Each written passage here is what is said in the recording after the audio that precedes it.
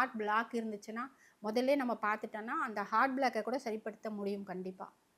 அதே மாதிரி தூக்கம் இல்லாமல் இன்சோம்னியான்னு சொல்லிட்டு எவ்வளோ வருஷமும் மெடிசனே எடுத்துகிட்டு இருப்பாங்க. ஆனால் அது ரொம்ப தீங்கு அது. ஆனால் வேறு வழி கிடையாதுன்னு வச்சுக்கோங்க. அலோபதி சிஸ்டமில் அவங்க கரெக்டாக தான் கொடுக்குறாங்க மெடிசன்ஸ். பட் ஆனால் அதையே நம்ம சாப்பிட்டுட்டு இருக்கும்போது அது வந்து மெடிசன் ஒரு நாள் விட்டால் கூட நீங்கள் அடிக்ஷன் மாதிரி நம்மளுக்கு தூக்கமே வராது. ஆனால் நீங்கள் அதோட சேர்ந்து அக்குபங்க்சர் எடுக்கும்போது மெடிசனே இல்லாமல் நல்லா தூங்கலாம். அதே மாதிரி பார்த்தீங்கன்னா வயிறில் வந்து இது, அதுக்கப்புறம் லூஸ் மோஷன், டைரியான்னு நிறைய பேர் வந்து கண்ட்ரோலே பண்ண முடியலன்னு சொல்லிட்டு வருவாங்க. கான்ஸ்டிபேஷன் நிறைய பேருக்கு பார்க்கலாம். 100ல் 90 பேர் கான்ஸ்டிபேஷனுக்கு தாங்க வருவாங்க. அதுவுமே மருந்து மாத்திரை இல்லாமல் நம்ம சரிப்படுத்த முடியும். இது மாதிரி யூரினரி இன்கான்டினன்ஸ் இருக்கும், யூரின் வந்து கண்ட்ரோல் பண்ண முடியாது அப்படின்ட்டு. இல்லைனா வந்து அவங்களுக்கு வந்து யூரின் அடிக்கடி போயிட்டே இருப்பாங்க. பசங்களுக்கு வந்து பெட் வெட்டிங் சொல்லுவாங்க.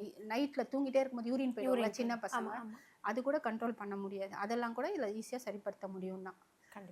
அதுக்கப்புறம் பெயின் ரிலேட்டட் நிறைய பேர் சொல்லுவாங்க வந்து பெயினுக்கு மட்டும்தான் அக்குபஞ்சர் யூஸ் ஆகும் அப்படின்றது தான் என்கிட்ட நிறைய பேர் கேட்டது கேள்வி.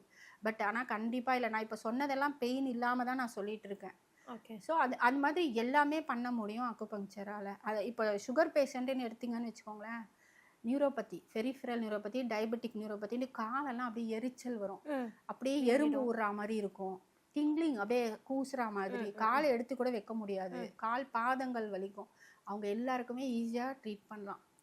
சுகரும் குறையும், இதுவும் குறையும். இதுமாரி டயபெட்டிஸ் பீப்புள் எல்லாருக்குமே வந்து கூடவே சேர்ந்து வரக்கூடிய நிறைய சிம்டம்ஸ் பார்த்தீங்கன்னா, கிட்னியில் வந்துட்டு கல் வரும், கிட்னியில் வந்து என்ன பிரச்சனை இருந்தாலுமே நம்ம சிஸ்ட் இருந்தாலும் சரிப்படுத்தலாம்.